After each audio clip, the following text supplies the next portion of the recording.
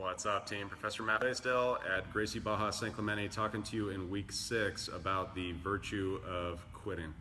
I'm reminded of a quote that I heard from Winston Churchill, which I missed the full meaning of the first several times I read it and heard about it.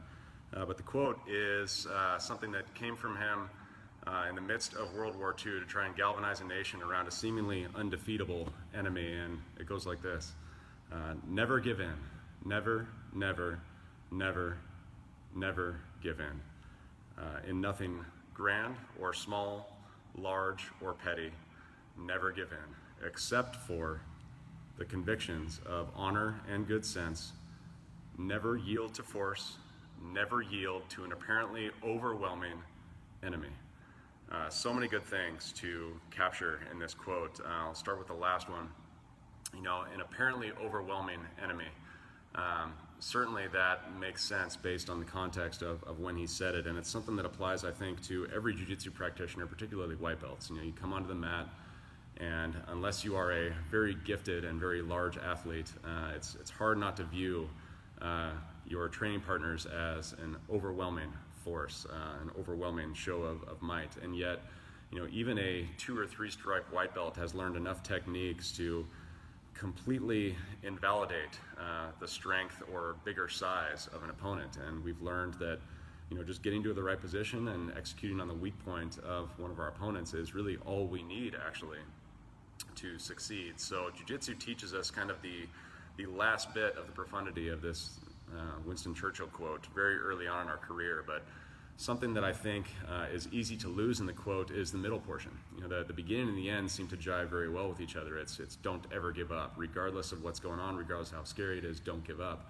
But the middle portion is quite a bit different. It's hinting at something that is a little bit different for our understanding. It's in convictions of honor and good sense. Well, what does that mean?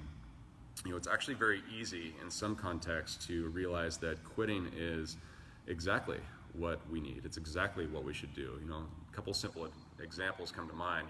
Quitting smoking, quitting junk food, quitting, being lazy, quitting not being on time. There's a handful of things that I think really anybody could look at and say, well, yeah, that's very different though.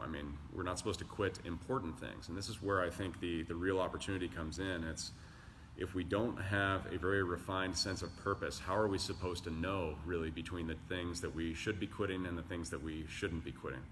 I'm reminded of my very first tournament as a white belt.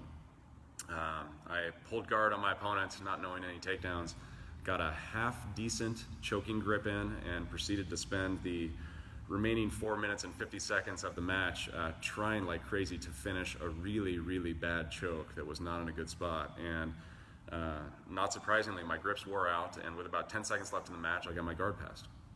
That was good enough for bronze in the medium heavy division in this tournament, and that actually automatically qualified me for the absolute.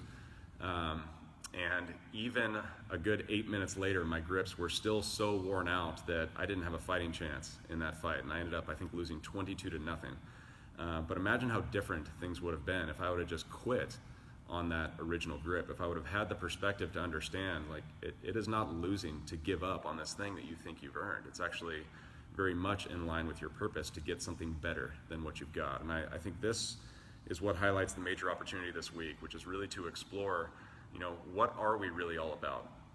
It's very easy, I think, for any one of us to look at something like junk food or smoking or not getting up in the morning because it's cold outside and quit those behaviors. I think much more insidious are behaviors that we're more blind to. It's things like not being able to see to be able to quit something like thinking we know everything, quitting the idea of believing in a scarcity mindset, quitting the idea of viewing our peers and our colleagues as our competition instead of our allies. Another profound truth that Jiu-Jitsu helps us understand very early. And as great as all of those are, I think the thing that is most insidious is this belief that we all typically decide to cling to with such veracity, and that's a belief that we are a victim, that we deserve something better than we have, and the ultimate belief that leads to, which is that we believe we should feel sorry for ourselves. I had the ultimate pleasure of learning from Coach Sean Fong and Coach Karen this last week, and I think it highlights this opportunity in a way that very few things can. But clearly this is a person who gave up very early feeling sorry for himself, and would have been incredibly easy to do. I doubt that there are many of us that would have chosen the same path that he did, but it highlights really the great opportunity and also the virtue of quitting.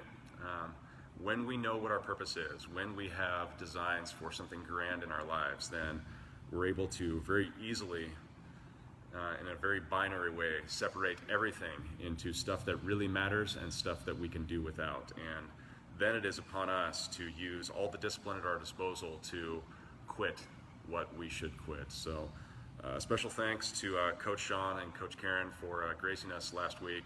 That will not soon be forgotten. To my brothers and sisters on the mats, hope to see you this week. Os.